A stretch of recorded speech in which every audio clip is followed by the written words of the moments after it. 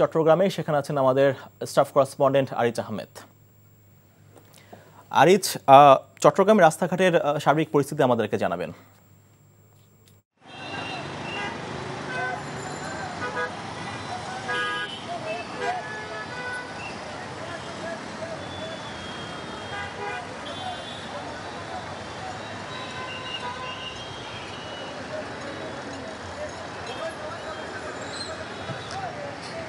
সাগর, আপনি দেখছেন গত কয়েকদিনের তুলনায় আজকে চট্টগ্রাম শহরের ব্যস্ততা বেড়েছে, সড়কে যানবাহন বেড়েছে এবং মানুষের কর্মস্থল মুখী মানুষের স্রোত বেড়েছে। এখানে আমি এই মুহূর্তে অবস্থান করছি চট্টগ্রামের টাইগার পাস এলাকায়। আপনি এখানে দেখছেন যে বিভিন্ন বিশ্ববিদ্যালয় এবং কলেজের শিক্ষার্থীরা এখানে ট্রাফিক ব্যবস্থা নিয়ন্ত্রণ করছে।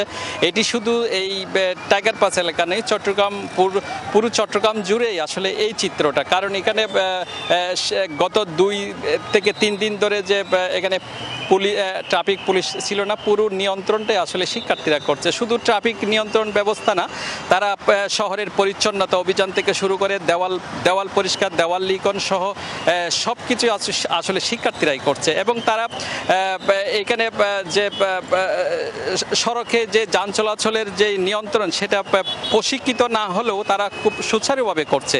এতে সাধারণ মানুষ আসলে তাদের উপর সন্তুষ্ট। অনেক সময় যারা হেলমেটবিহীন মোটরসাইকেল, তাদেরকে হেলমেট পরাতে বাধ্য করা হচ্ছে এবং যারা সিট বেল্ট না বেঁধে গাড়ি পরিচালনা করছে তাদেরকেও বাধ্য করা হচ্ছে তারা যেন নিয়ম মেনেই তাদের কাজগুলো সুচারুভাবে করতে পারে। আপনি দেখছেন এখানে শিক্ষার্থীদের পাশাপাশি আনসার সদস্যরা আছে এবং বিভিন্ন বেসরকারি যেসব প্রতিষ্ঠানগুলো ট্রাফিক ব্যবস্থা নিয়ন্ত্রণের জন্য এখানে কাজ করতেছে। এছাড়া আপনি জানেন যে চট্টগ্রাম বন্দরে যে আমদানি পণ্যর বিশাল স্তূপ বেড়েছে এবং রেল যোগাযোগ বন্ধ থাকায় আসলে পণ্য পরিবহন অনেকটা বাধাগ্রস্ত হচ্ছে। এছাড়া চট্টগ্রামের যে পাইকারি বাজার কাতুনগঞ্জ আছে, সেখানেও আস্তে আস্তে ধীরে ধীরে তাদের যে ব্যবসা বাণিজ্য আস্তে আস্তে সচল হতে শুরু করেছে। এছাড়া চট্টগ্রামে আজকে সপ্তাহের শেষ দিনে যে ব্যাংক পাড়ায় মানুষের লেনদেন হচ্ছে এবং কাস্টমসও সকাল থেকে বেশ সুচারুরূপে কাজ হচ্ছে। তো সব মিলিয়ে চট্টগ্রামের পরিবেশ অনেকটা ব্যস্ততম হয়ে উঠছে।